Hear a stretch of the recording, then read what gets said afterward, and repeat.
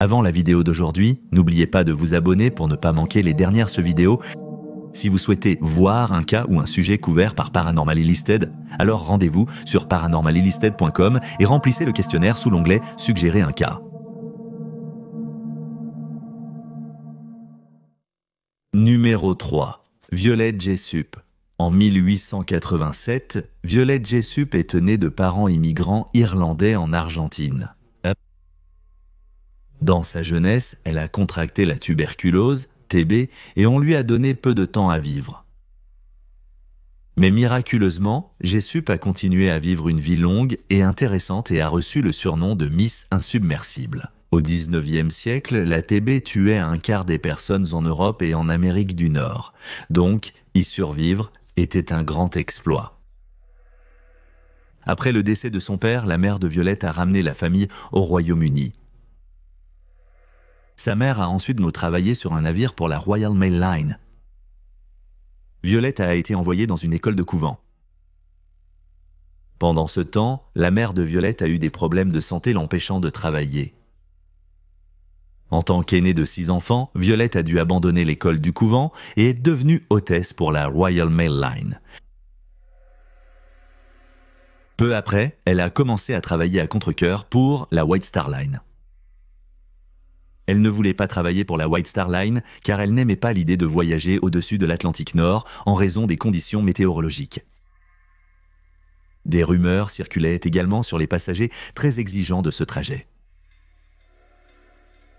Pendant le temps de Violette, avec la White Star Line, elle a navigué sur de nombreux navires, y compris le Majestic, l'Adriatique et l'Océanique. En 1911, elle a embarqué sur le Royal Mail Ship Olympique, donnant à Violette sa première chance d'être créditée comme mademoiselle insubmersible. La White Star privilégie le confort plutôt que la vitesse. L'un était le Royal Mail Ship Olympique privilégiant le confort à la vitesse. L'un était le Royal Mail Ship Olympique et l'autre était le navire le plus célèbre du monde, le Royal Mail Ship. Le 20 septembre 1911, lors du 5e voyage du navire, l'Olympique traversait le Solent, c'est un détroit entre l'île de Wight et la Grande-Bretagne. Lors de ce voyage à travers le Solent, l'Olympique était commandé par le capitaine Edward Smith. Le navire a effectué un virage en S pour permettre au croiseur britannique Her Majesty's Ship Hawk, venant en sens inverse, de se déplacer parallèlement à l'Olympique. Ignorant à quel point l'Olympique tournait largement, le Her Majesty's Ship Hawk est entré en collision avec le côté tribord près de la poupe. Heureusement pour tous ceux impliqués dans la collision, l'étrave du Hawk était conçue pour éperonner d'autres navires. Sur l'Olympique, cela a créé 2 grands trous au-dessus et en dessous de la ligne de flottaison, et les compartiments étanches ont retenu les eaux d'inondation. L'arbre de l'hélice a aussi été tordu durant la collision. Bien qu'ayant 2 grands trous, l'Olympique a pu flotter avec une légère inclinaison vers la poupe. Il est parvenu à rentrer à Southampton de lui-même. Le Her Majesty's Ship Hawk a subi de graves dommages à sa proue et il était sur le point de chavirer. Mais il a réussi à retourner au port et il a été réparé. Il servira encore pendant 3 ans jusqu'à son naufrage en octobre 1914. Milo était à bord de l'Olympique lors de la collision. Mais heureusement, Violette et personne d'autre sur le navire n'a été blessé ou tué parce qu'il profitait des commodités du navire au moment de l'impact. Violette était au chômage pendant les 6 semaines de réparation du Royal Mail Ship Olympique et devait trouver un autre emploi. Un ami l'a persuadé de rejoindre l'équipage du Royal Mail Ship Titanic. Violette, 24 ans, a embarqué le 10 avril 1912 comme hôtesse de première classe pour le voyage inaugural du Royal Mail Ship Titanic.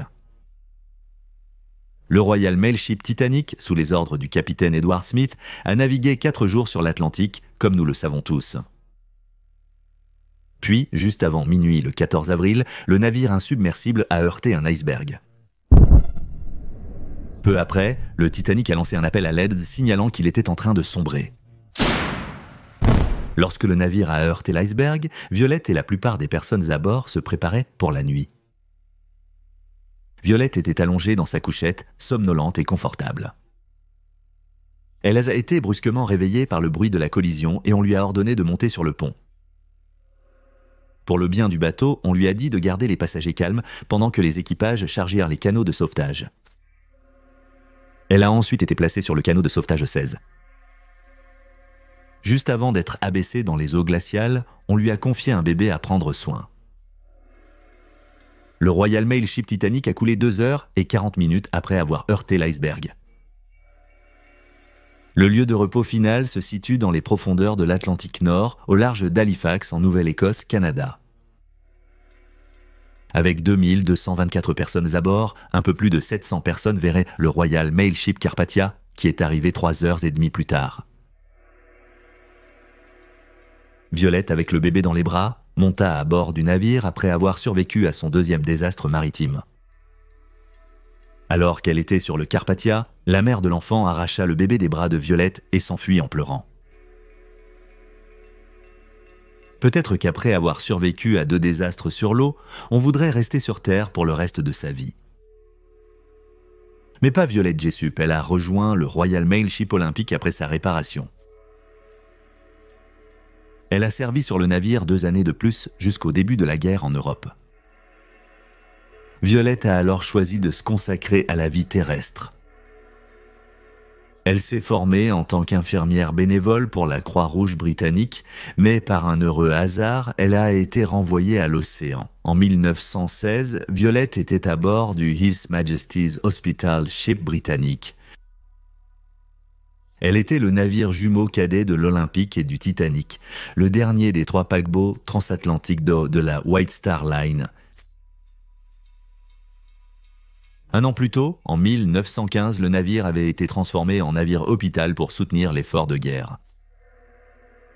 Quittant Southampton le 12 novembre 1916, le Britannique était en route, les conditions météorologiques retardant le navire. Le Britannique a finalement atteint le quai de Channel, un passage dans les îles grecques. Le matin du 21 novembre 1916, le navire a été secoué par une forte explosion. Le Britannique avait heurté une mine qui avait été plantée par un sous-marin, 73 Allemands, presque un mois plus tôt. La plupart des gens prenèrent leur petit déjeuner dans la salle à manger quand l'explosion s'est produite. Les médecins et infirmières ont rejoint leur poste sans délai. Mais d'autres, sur le bateau, pensaient qu'ils avaient heurté un petit navire.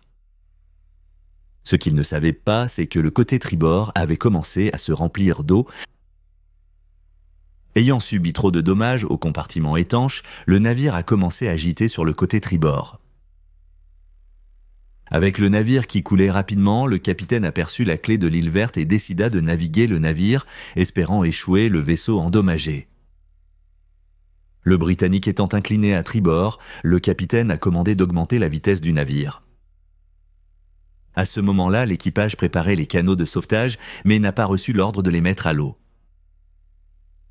Les manœuvres du capitaine pour amener le bateau à terre ont accentué le gîte du navire.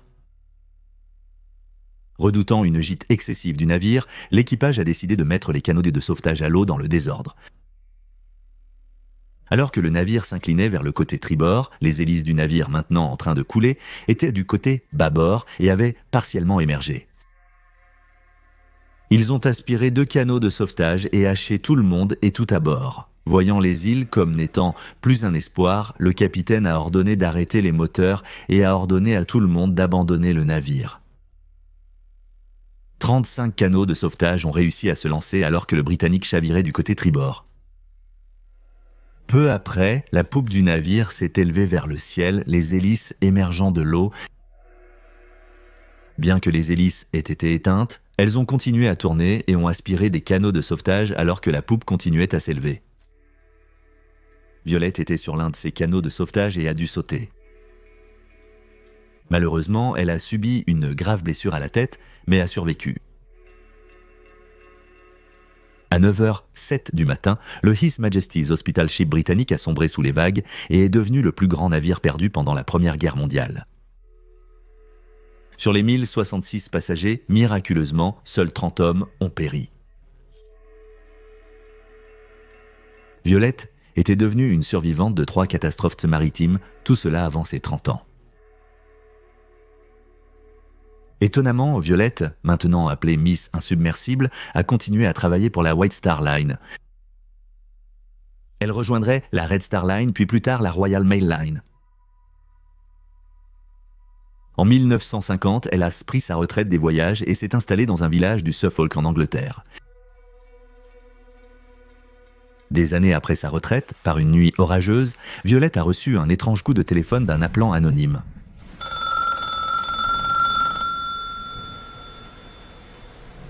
La personne a demandé à Violette si elle avait sauvé un bébé la nuit où le Titanic a coulé. Il a répondu « oui ». L'interlocuteur a dit « j'étais ce bébé », a ri et raccroché. Quand Violette a raconté cette histoire à son ami et biographe John Maxton Graham, il a supposé qu'un enfant lui faisait une blague. Elle a dit à Maxton Graham qu'elle n'avait jamais parlé à personne du bébé qu'elle avait sauvé. Selon les registres officiels, le seul bébé sur le canot de sauvetage 16 était un triste Thomas. On ne sait pas s'il a passé l'appel téléphonique. Violette a fini par vivre une longue vie. En 1971, à l'âge de 83 ans, Violette Jessup est décédée d'une insuffisance cardiaque congestive. Numéro 2, Adrienne Cardin de Wyatt. Adrienne Cardin de Wyatt, à propos de son expérience de la Première Guerre mondiale, a écrit « Franchement, j'ai apprécié la guerre, même si nous savons tous que la guerre est un enfer. » Cela peut sembler être les paroles d'un psychopathe, mais cela vient de quelqu'un qui a été touché 7 fois par des balles, a perdu son œil gauche, a survécu non pas à 1, mais à 2 accidents d'avion, s'est échappé d'un camp de prisonniers de guerre en creusant un tunnel et s'est arraché les doigts parce que le médecin a refusé de les lui enlever. Mais la Première Guerre mondiale n'est pas où commence l'incroyable histoire du cardinal Ward. En 1899, 2 républiques Boer, la République sud-africaine et l'État libre d'Orange, étaient en guerre avec l'Empire britannique. Le conflit est communément appelé la Seconde Guerre des Boers. La principale raison de la guerre était la découverte d'or sur les terres des Boers. La découverte a entraîné une afflux de citoyens britanniques immigrés dans la région et ils ont essayé de projeter leur politique et idéologie sur les peuples autochtones. Lorsque la guerre a éclaté, Adrienne Curran de Wyatt, 19 ans, a vécu sa première expérience de combat. Curran de Wyatt a été déployé avec le Middlesex Yeomanry, un régiment de cavalerie volontaire de l'armée britannique, et il a été envoyé dans ce qui est aujourd'hui l'Afrique du Sud.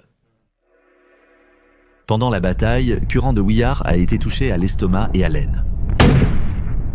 En raison de ses blessures, il a été renvoyé en Angleterre, non pas à un accueil de héros, mais à un père en colère. Son père ignorait qu'il avait abandonné ses études pour s'engager dans l'armée britannique. Karen de Wyatt avait utilisé un faux nom, Trooper Carden, et prétendait avoir 25 ans lorsqu'il s'est engagé dans l'armée. Mais, avec la bénédiction de son père, Karen de Wyatt a été autorisé à rester dans l'armée et il verrait à nouveau l'action militaire en Afrique du Sud. Le 16 juillet 1904, il a été promu lieutenant surnuméraire et nommé aide de camp du commandant en chef Karine de Wyatt. Il a appelé les 10 années avant la Première Guerre mondiale ses beaux jours et il s'est concentré sur la condition physique et le jeu de polo. Suite à l'assassinat de l'archiduc Franz Ferdinand, le 28 juin 1914, l'Europe a éclaté en une guerre de 4 ans, plus tard connue sous le nom de Première Guerre mondiale. Garenne de Weyer a été envoyé à une guerre de moindre envergure dans laquelle l'armée britannique a aidé les Éthiopiens et les forces italiennes. Pendant la campagne de Somalie, Carton de Weyer a été blessé 2 fois par balle au bras et au visage. Cela a détruit son œil gauche et endommagé son oreille. Les médecins ont détruit son œil gauche et une partie de son oreille. Les médecins n'ont pas pu sauver son œil, alors ils l'ont renvoyé en Angleterre. Cela s'est avéré être de la chance pour Carton de Wyatt, mais nous utilisons le terme chance très librement. Parce qu'il avait se battre en Europe où se déroulait la véritable action. Après sa convalescence et l'obtention d'un œil de verre, il a été jugé apte au service. Après avoir été déclaré apte, Il a jeté son œil de verre par la fenêtre de son taxi et a mis un cache-œil. Le cache-œil deviendrait plus tard une partie de son look signature. Adrian Curran de Wired a été envoyé au front de l'Ouest en 1915 et a participé à la seconde bataille d'Ypres. L'armée allemande a lancé un barrage d'artillerie. Sa main gauche a été brisée. Alors que les médecins essayaient de sauver sa main, il a arraché 2 doigts parce qu'il refusait de les amputer. Plus tard cette année-là, les médecins ont amputé toute la main. Malgré de nombreuses blessures, dont la perte de son œil gauche et de sa main, il a été autorisé médicalement à retourner au combat.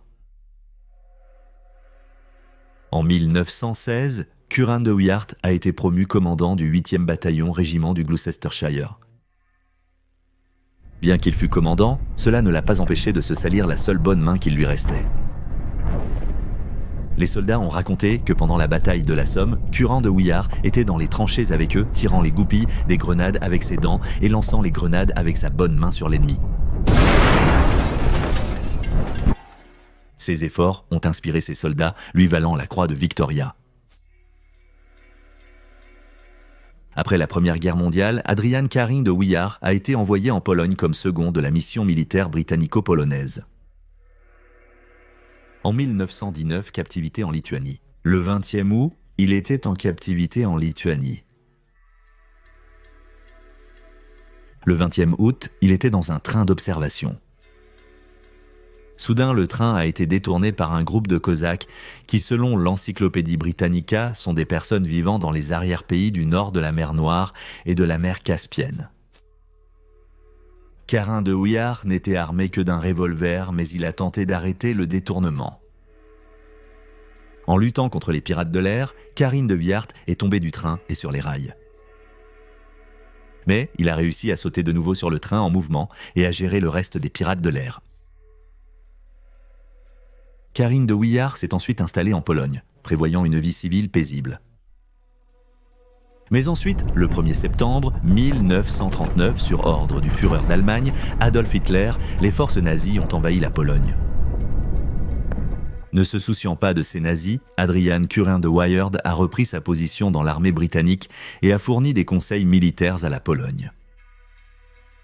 Puis, agissant en tant que major général, il a mené une campagne en Norvège où un hydravion a été contraint d'atterrir à cause d'une attaque allemande. Il a ensuite été affecté en Irlande du Nord pour commander la 61e division. Alors que Hitler se préparait à envahir la Yougoslavie en 1941, Curran de Wyatt a été nommé major général de la mission militaire britannique en Yougoslavie, quitté Malte et se dirigeait vers le Caire, en Égypte. L'avion dans lequel il volait a eu une double panne de moteur. L'avion s'est écrasé à environ 1 mile de la côte libyenne contrôlée par les Italiens. Curran de Wyatt a été assommé, mais a repris conscience lorsque de l'eau froide a inondé l'avion. N'ayant pas d'autres options, Curran de Wyatt et le reste de l'équipage ont nagé loin de l'avion en train de couler vers la terre. Une fois à terre, il a été fait prisonnier de guerre. Ne voulant pas y passer beaucoup de temps, lui et 3 autres prisonniers ont tenté de s'évader 5 fois. A réussi à s'évader par un tunnel creusé en 7 mois. Pendant 18 jours, l'anglais borgne Manchot, apparemment à l'épreuve de la mort, s'est déguisé en italien. Mais il a finalement été de nouveau capturé. Des négociations ont conduit à sa libération. Personne n'aurait reproché à Curran de Wyatt de prendre sa retraite, mais ce n'était pas dans ses plans. Pour lui, le Premier ministre, Winston Churchill, l'a envoyé en Chine pour être le représentant militaire du gouvernement. En octobre 1947, Adrian Curran de Wyatt a finalement pris sa retraite de l'armée britannique avec le grade honorifique de lieutenant général. Il a écrit une autobiographie, Happy Odyssey, les mémoires du lieutenant général Sir Adrian Curran de Wyatt. Dans son autobiographie, il a écrit « Les gouvernements peuvent penser et dire ce qu'ils veulent, mais la force ne peut être éliminée et c'est le seul pouvoir réel et incontestable. On nous dit que la plume est plus puissante que l'épée, mais je sais quelle arme je choisirai. Ayant survécu à 3 guerres et à toutes ses blessures, Adrian Carn de Wire était appelé le soldat invincible. Ce n'était pas la fin de ses blessures. À 67 ans, il est tombé dans un escalier. Il s'est assommé et s'est cassé le dos. Durant sa convalescence, les médecins ont extrait de nombreux éclats d'obus de son corps meurtri par la guerre. Adrian Caron de Wired est finalement décédé le 5 juin 1963. Il avait 83 ans. Numéro 1, Tsutomu Yamaguchi. Contrairement aux autres personnes de cette liste, Tsutomu Yamaguchi n'a pas cherché la bataille ni n'avait un travail risqué sur l'eau. Il travaillait pour Mitchell Before Christ Heavy Industries en tant qu'ingénieur pour les pétroliers. Cependant, la guerre le trouverait. Né en mars 1916 au Japon, il a vécu une vie sans événements jusqu'à l'âge de 29 ans. Il était en voyage d'affaires de 3 mois et il se préparait à rentrer chez lui le dernier jour. Il est allé au chantier naval une dernière fois pour inspecter le nouveau pétrolier sur lequel ils avaient travaillé tout l'été. Puis, ils ont vu un avion passer au-dessus d'eux. C'était un bombardier américain B-29. L'avion a largué un petit objet relié à un parachute. Pendant qu'il observait la chute de l'objet, un éclair illumina le ciel.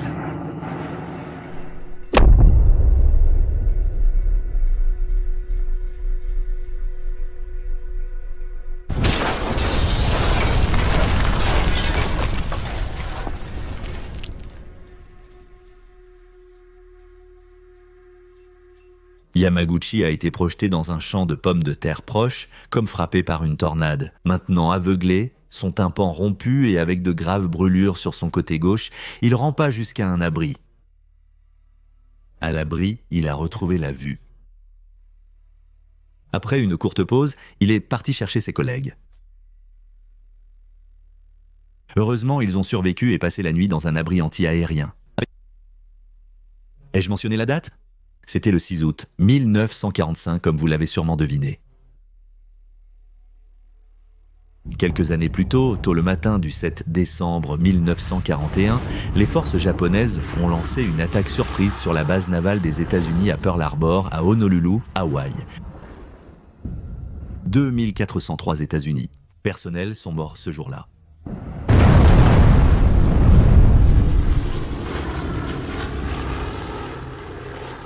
Le lendemain, les États-Unis sont entrés dans la Seconde Guerre mondiale en déclarant la guerre au Japon.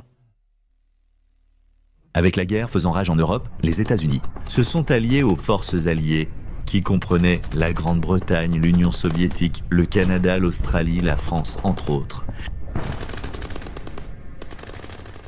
4 ans plus tard, la guerre tourne en faveur des Alliés.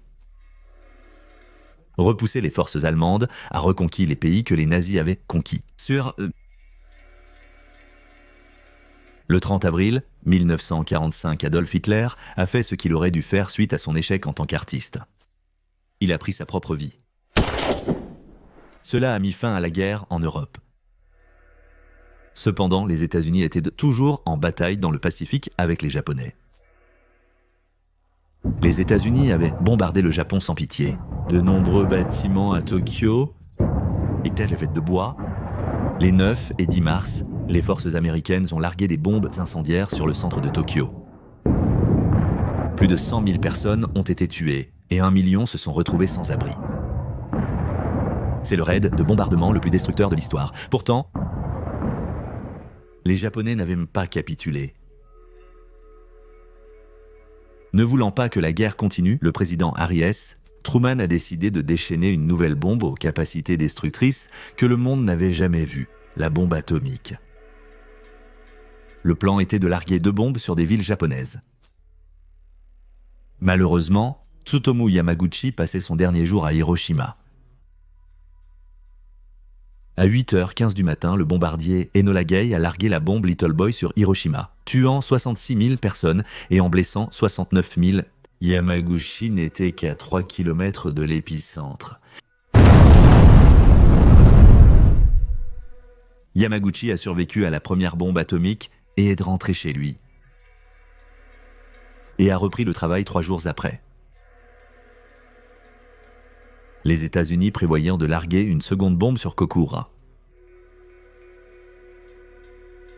3 jours après le bombardement d'Hiroshima le 9 août 1945, le bombardier Play Boxcar se dirigeait vers Kokura, mais le temps a commencé à changer et des nuages de fumée d'un précédent raid aérien ont rempli le ciel, recouvrant la ville. Incapable de voir clairement la ville, l'équipage du Boxcar a décidé de passer à la prochaine cible, Nagasaki. Ville natale de Tsutomu Yamaguchi. Lourdement bandé, Yamaguchi était retourné au travail racontant son expérience à Hiroshima à son superviseur. À 11 h, Boxcar a largué la bombe Fatman sur Nagasaki. Une fois de plus, Yamaguchi se trouvait à 3 km de l'épicentre. Il a vu une autre intense lumière éclatante. Peut-être en s'appuyant sur ses instincts de survie, il s'est jeté au sol alors que les fenêtres autour de lui éclataient.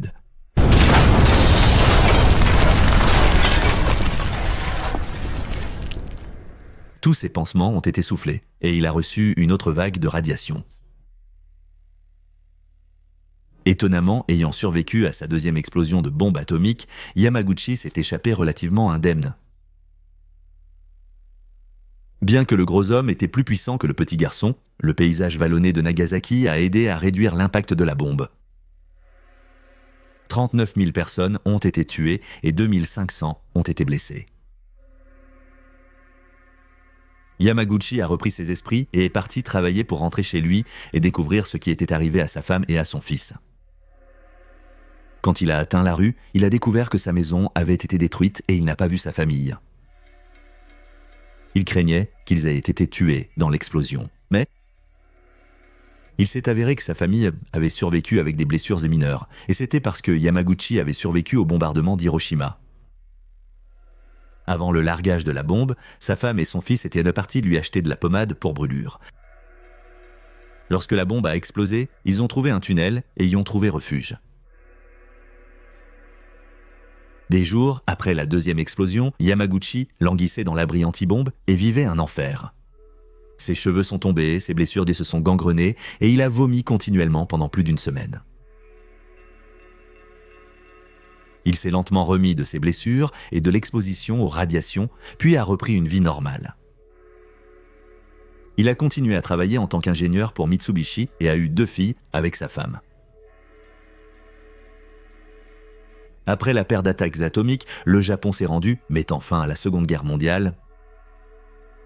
Tsutomu Yamaguchi n'a pas parlé de son expérience à Hiroshima et Nagasaki jusqu'aux années 2000. Il a écrit de la poésie pour gérer ses sentiments sur le sujet.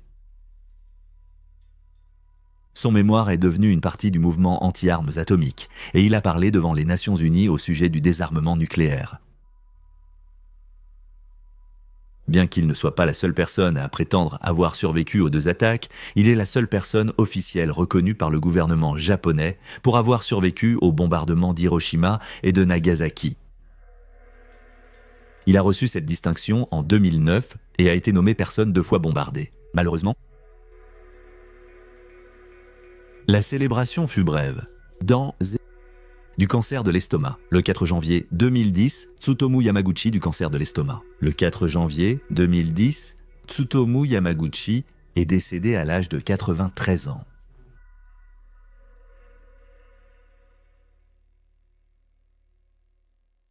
Merci d'avoir regardé cette vidéo.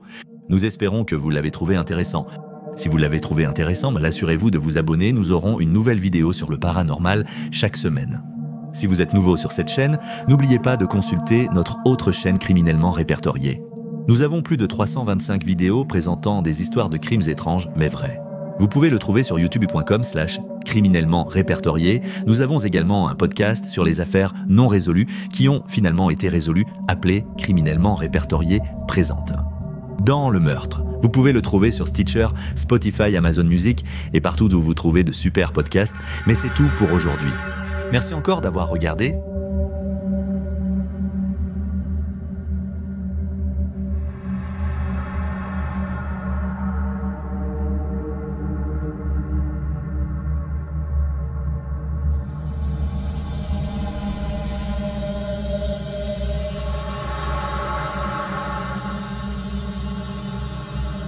Merci.